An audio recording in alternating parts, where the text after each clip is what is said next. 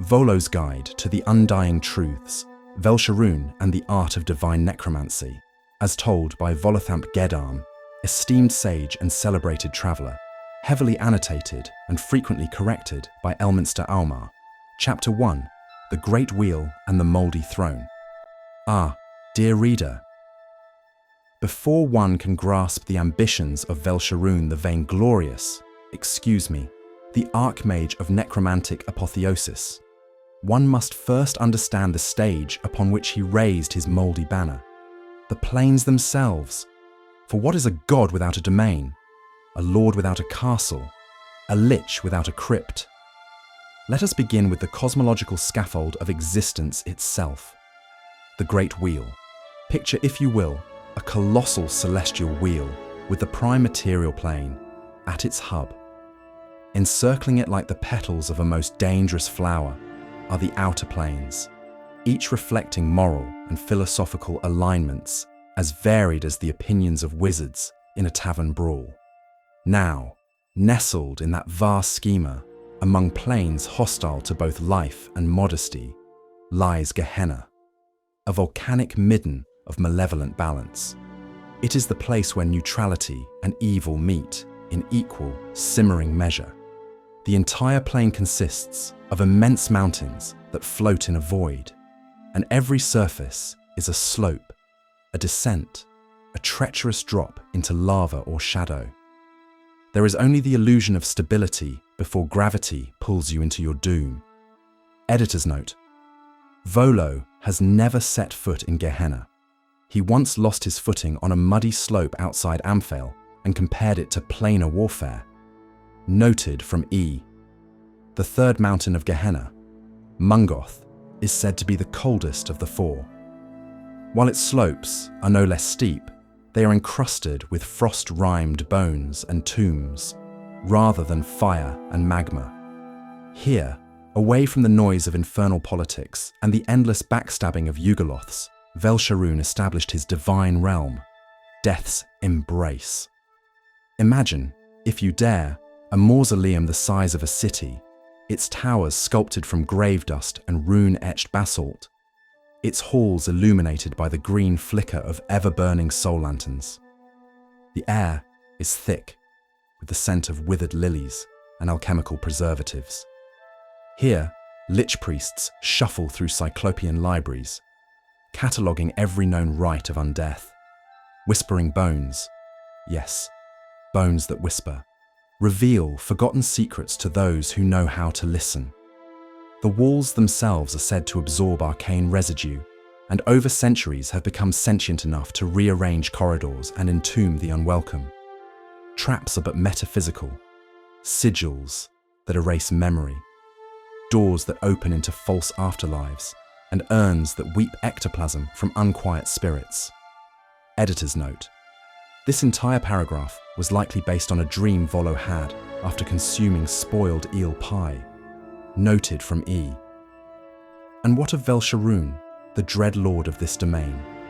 Seated atop a throne carved from fused skulls, some say god skulls, though this is most improbable, he broods, forever cloaked in twilight, his face hidden by a shroud of shadow and spell.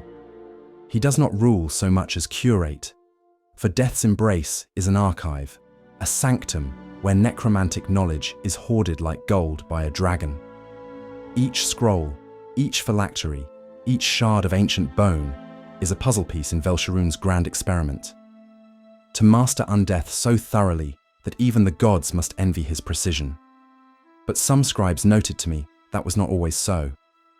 Before the Lich ascended to divinity, before he seized this forgotten mountain in a plane few dared to map, he was mortal, a man of flesh, of ambition, and of Thay. But more on that in the next chapter. Chapter 2, The Necromancer, as divulged by Volothamp Gedarm, preeminent observer of arcane eccentricities, with begrudging annotations by Elminster, who has lived long enough to know better. Now then, let us journey backward, down through the dust-choked corridors of time, to an era before Velsharoon crowned himself with the tattered laurel of godhood, before lichdom, before even his exodus from Thay. For to understand the god, one must first survive the man. Velsharoon, whose name even then curled from lips like a curse, was a red wizard of Thay. Yes, that Thay.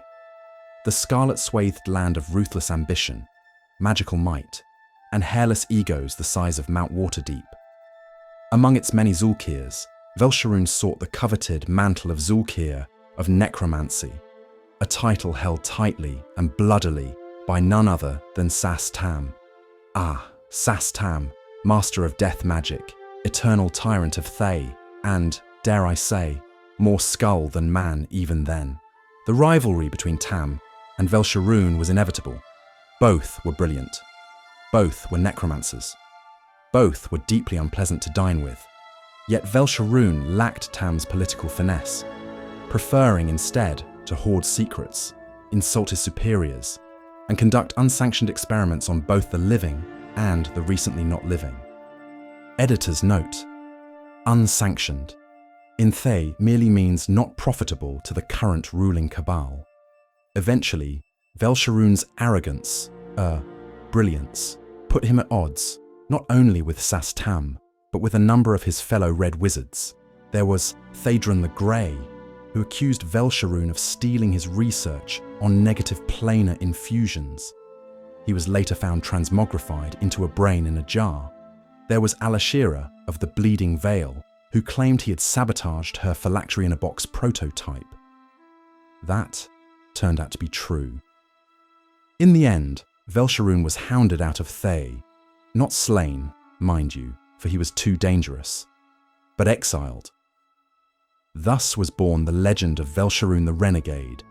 He fled across the realms like a storm of bones and ill omens, leaving horror and half-completed rituals in his wake.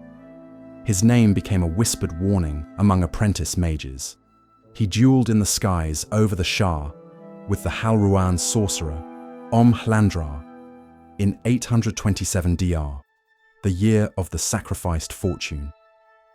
The duel, by all accounts, ended in a stalemate, though witnesses described a rain of skeletal crows, firestorms in the shape of screaming faces, and at least one flying castle reduced to animated rubble.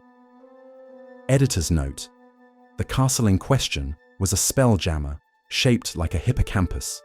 It was not amused. Velsharoon's enemies multiplied. Hlandrar was but the beginning. Holder of Delzimmer, a famed abjurer, placed a bounty on his marrow. Elminster, yes, yours truly. The symbol, and even Mempter of the Sapphire Tower clashed with him, each thwarting some unwholesome plot to turn cities into tombs or siphon souls through astral ley lines. And still he grew in power, driven by the cold, analytical obsession of a man who viewed existence as a spell, yet to be perfected. It was not enough for Velsharoon to command the undead. No, no. He sought to transcend undeath. His sole reason, he saw, wasn't only to live forever, but to rise above mortality altogether, to rewrite the rules that bound soul to flesh, to ascend. Chapter 3. God of Liches. Now then, we come to the apotheosis, the moment when mortal ambition shatters its chrysalis and emerges, grotesque and resplendent, as divinity. Velsharoon's path to godhood, dear one, is paved with soul ash, stitched with forbidden rites, and punctuated by the wails of those who understood too late what he was becoming. It is a tale of pettiness and brilliance, of betrayal both personal and cosmic. After decades, some say centuries, of dark study, Velsharoon uncovered the final formula for his transformation. He had already become a lich, of course. That much was inevitable. His flesh had rotted to dust, his soul nestled safely in a phylactery known only to him. Rumours persist, it is hidden in the hollowed eye socket of a dying star, but I digress. No, Velsharoon's ultimate goal was not merely undeath. It was divinity, Editor's note: Volo omits that Velsharoon's ascension was not an isolated event. Multiple mortal spellcasters rose to godhood during and after the Time of Troubles. Noted from E, the Time of Troubles, for those just joining our shared madness, was a delightful little apocalypse during which the gods were cast down to walk in mortal guise. Chaos reigned, avatars died, and portfolios were left unguarded. Power hung in the air like ripe fruit. And Velsharoon, he sharpened his sickle. Now, the precise mechanism of his ascension remains shrouded in contradiction. Some say he slew a lesser deity of Undeath in secret, perhaps even Tenebrous, the shade of Orcus himself. Others claim he performed a grand ritual using the souls of 1,000 Liches, devouring their spiritual essence like a starving man at a banquet. Still others, this author included, favor the most dramatic version, that Velsharoon struck a bargain with Mystra, goddess of magic. Yes, Mystra, bringer of the weave, custodian of mortal spellcraft, the very font from which Velsharoon had drunk all his life. And she, ever wary of Sastam and the rising darkness in Thay, saw in Velsharoon a useful counterweight, a god of necromancy loyal to magic itself, rather than to raw evil or demon kind. So she gave him a spark, a divine spark, mind you, not the kind you find in a potion shop, and with it, Velsharoon rose to death's embrace, his chosen realm, already constructed in anticipation of his arrival. But gods do not rise uncontested. Enter Talos, the Stormlord, ever chaotic, ever jealous. When he saw Mystra favoring this grim upstart, Talos concocted a plan to twist Velsharoon to his own ends. He offered power, dominion, and a domain of storms and entropy. And for a time, Velsharoon accepted, for Velsharoon knew he was not yet strong enough to stand alone. Under Talos's wing, he bided his time, studied divine mechanics, and cultivated followers. Necromancers, Liches, seekers of Undeath, all began to whisper his name. Temples were raised, not grand ones, but cold, quiet things, built in swamps and catacombs and forgotten ruins. His clergy was a morbid patchwork, insane wizards, death cultists, and a surprising number of very polite ghouls. Editor's note: the polite ghouls were likely the crypt priests of El Tabrana. They maintained a funerary school before being devoured by their own creations. And then, at last, Velsharoon severed his ties to Talos and declared his independence. No longer a pawn, no longer a pretender, a god in truth, and one with his own creed. Magic is the engine. Death is the gate. Undeath is the key. His doctrine is elegant in its horror. Where Mirkul preached dread and Kelemvor promises order, Velsharoon teaches empowerment through death. Why die when you can rise again, stronger? Why serve the cycle when you might own it? And so, Velsharoon became the patron of Liches, the archmage of the final threshold, the rotting god. He is worshipped by necromancers who dare to reach beyond mortality, by Liches who seek divine protection, and by the lost who would trade soul for knowledge. But beware, dear reader, he does not love his followers. He studies them, measures them, breaks them down into components. And when he is finished, he moves on. For Velsharoon is not a god of comfort or redemption. He is a god of experiments, and we, alas, are the control group. Chapter 4. Followers of the Lich. Let it never be said that the worship of Velsharoon lacks variety. His cult is a veritable parade of the pungent, the powdered, and the posthumous. From damp crypts to dusty towers, from Mulmaster to the back alleys of Thesk, I have peered into the weeping eye sockets of his faithful and dear reader. I lived to tell the tale. Mostly. Elminster's note: you lived because I teleported you out of that ossuary in Thay after you triggered 4 wards. insulted a mummy's fashion sense, and tried to pocket a cursed jawbone. Now, who follows the rotting god, you ask? Let me break it down for you. Brace yourself, possibly with garlic. Note 1. The ambitiously alive. The living cultists of Velsharoon are mostly necromancers with poor bedside manners and worse hygiene. These are the folk who believe that death is a door, one they'd like to pry off its hinges and mount over the mantelpiece. They call themselves all manner of things: the cloistered crypt, the vein of dust, the charnel scholars, and not one of them knows how to throw a proper dinner party. They rarely gather in daylight, preferring moonlight, candlelight, or the eerie green glow of a summoned will-o-wisp.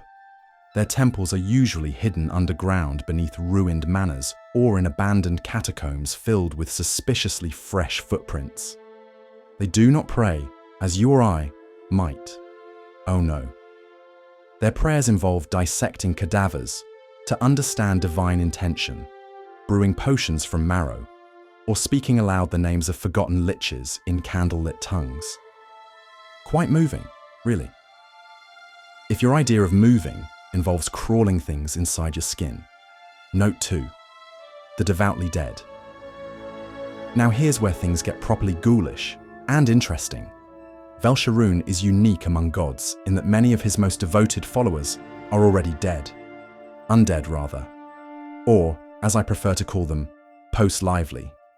Liches, intelligent wights, vampire scholars, deathlock archivists, they do not just serve Velsharoon, they see him as the epitome of the perfect arcane afterlife. Where other undead worship death as an escape or curse, Velsharoon's faithful embrace undeath as ascension. Among the most dreadful and fascinating are Morvana, the Whispering Skull, a floating cranium that dictates entire sermons in rhyme while biting those who interrupt. Cardius of the Seven Hearts, a vampire ex-cleric of Lathander who now bathes in formaldehyde and preaches the true gospel from a sunken theatre in Sembia. The Pallid Choir, wights in robes who chant in reverse and believe true enlightenment is only possible after you've been embalmed. Elminster's note, I fought 2 of these abominations. The third, I imprisoned beneath water deep. Volo once attended one of their services, thinking it was an exclusive masquerade ball. He only realized something was amiss when someone tried to eat his soul instead of his hors d'oeuvres. Note 3. Practices best left unpracticed. Velsharoon's rituals are a disturbing blend of arcanum and anatomical misadventure. Common rites include the Marrow Prayer, where spellcasters extract bones from corpses and scribe spell scrolls upon them, sometimes while the bodies are still moving. The Liturgy of Entropy, a whispered chant said to loosen the bindings of flesh, which it does, quite literally. The Pilgrimage of Rot, which requires followers to spend a 10-day buried in soil and filth, meditating on the inevitable triumph of decay. But wait, there's more. Some cults take to building bone gardens, where skeletons grow from enchanted soil like crops. Others raise armies of the dead and send them across borders, not out of strategy, but religious fervour, as if every reanimated peasant is a sermon unto itself. Note 4. Clerics and cult cells. Though Velsharoon was theoretically slain by the symbol in 1425 DR, Elminster insists this is fact. I say she only singed his eyebrows. Divine power still trickles to his faithful. His cults, particularly in Mulmaster, Unther, and remote ruins in the plains of purple dust, continue to receive spells. This suggests one of 3 things. Velsharoon is back. Velsharoon was never truly gone. Velsharoon is pulling strings from somewhere far fouler than we care to imagine. Elminster's note. Option 3 is most likely.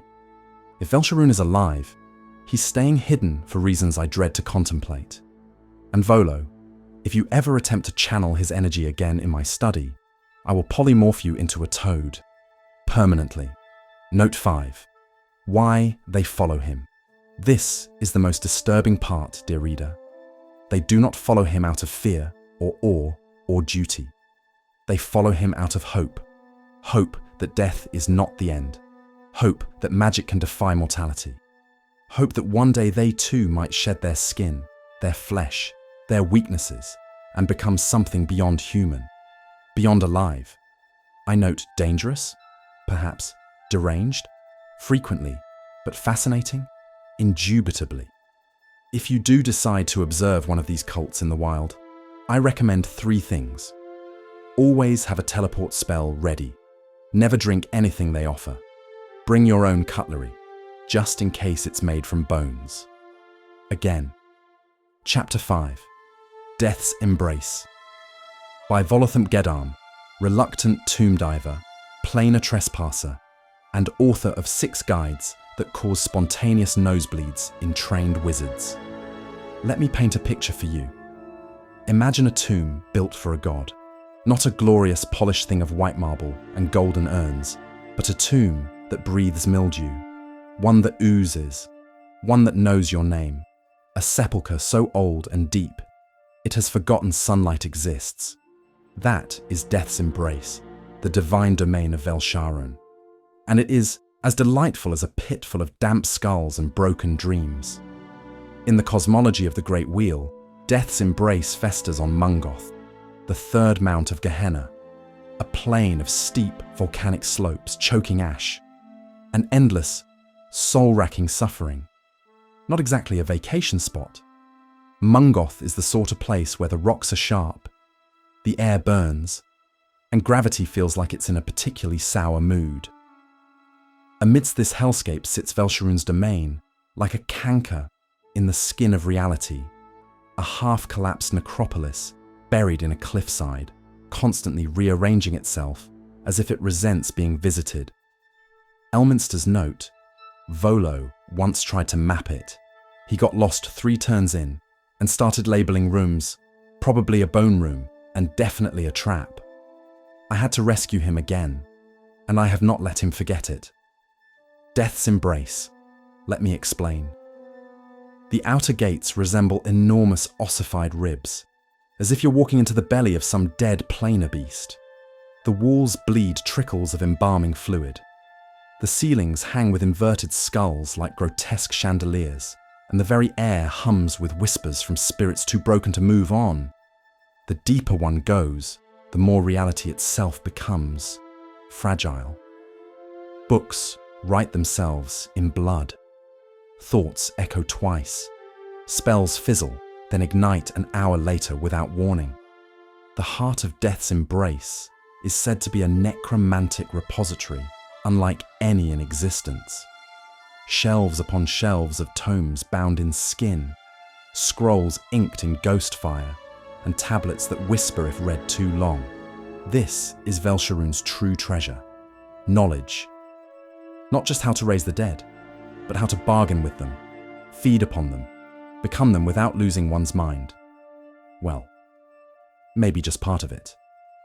The god himself, it is said, occasionally wanders the stacks in a shimmering, semi-corporeal form, appearing as a desiccated archmage wreathed in violet fire. He corrects copy errors in forgotten grimoires. He takes notes. He files soul libraries. He is, in short, a terrifyingly meticulous librarian of death. Aside from Velsharun himself, and let us all hope he stays busy, the realm teems with things that might once have been people. Bone shades, silent attendants that float between the stacks, made entirely of library dust and leftover bones. They shush intruders with necrotic bursts. Mourning wraiths, ghosts of scholars who sought too much knowledge and were absorbed into the walls. Their sobs echo for hours. Volo claims one fell in love with him. Ossuary lords, undead archmages who have pledged themselves fully to Velsharun's service. They manage rituals, catalogue forbidden spells, and engage in endless debate over the best embalming techniques. And then, of course, there are the books. Some are sentient, some are cursed, some are hungry. I once opened a slim volume titled A Treatise on Cadaveric Bloom, only for it to try and digest my left hand. It was the third most upsetting thing I've ever read. Elminster's note. The second was Volo's travelogue on Herzu apparent spa culture. Alas, even divine tombs are not safe from upheaval. When the spell plague tore across the realms in 1385 DR, Death's Embrace was cast adrift. Some say it was destroyed.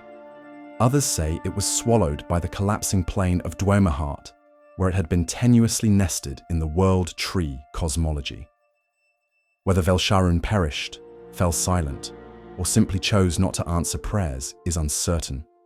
But his presence, his influence, was never truly gone, like a stain, or a lingering smell, or Volo's cologne. You'd think most sane folk would stay away. You'd be wrong. Scholars, liches, warlocks, and the desperately curious all seek Death's Embrace for answers, power, or forbidden spells written nowhere else. Some beg Velsharun for gifts. Some just want to know what happens next. A few make it back. None return whole. I did, obviously, but I lost my favorite boots, developed a lingering echo when I sneeze, and now understand 7 forms of necrotic grammar. I also hallucinate undead ducks if I don't drink enough tea. So, make of that what you will. Epilogue. Closing the Tomb on Velsharun by Volothamp Geddarm, esteemed scholar, adventurer extraordinaire, and occasional ghost bait. Annotated begrudgingly by Elminster Aumar because someone must speak plainly. And thus, with ink-stained fingers and a soul only mildly cursed by reading too many forbidden tomes, I conclude this latest scholarly marvel. The life and unlife of Velsharun the Vainglorious. What a journey it has been. 5 chapters of necromantic delight, divine deceit, magical mayhem, and personal peril. Mine, of course. So ends our tale of Velsharun, the god who refused to rot. Was he brilliant? Absolutely. Dangerous? Unquestionably. Vain, petty, manipulative, and prone to magical monologues in the mirror? Without a doubt. But let no one say he lacked ambition, or the sheer gall to look at the heavens and say, make room. And if, by chance, some cultist offers you a goblet filled with a suspiciously glowing potion in a shadowed ruin, remember what you've read here. Decline politely. Then run, with a flourish and a prayer to Mistra, and a backup prayer to Timora.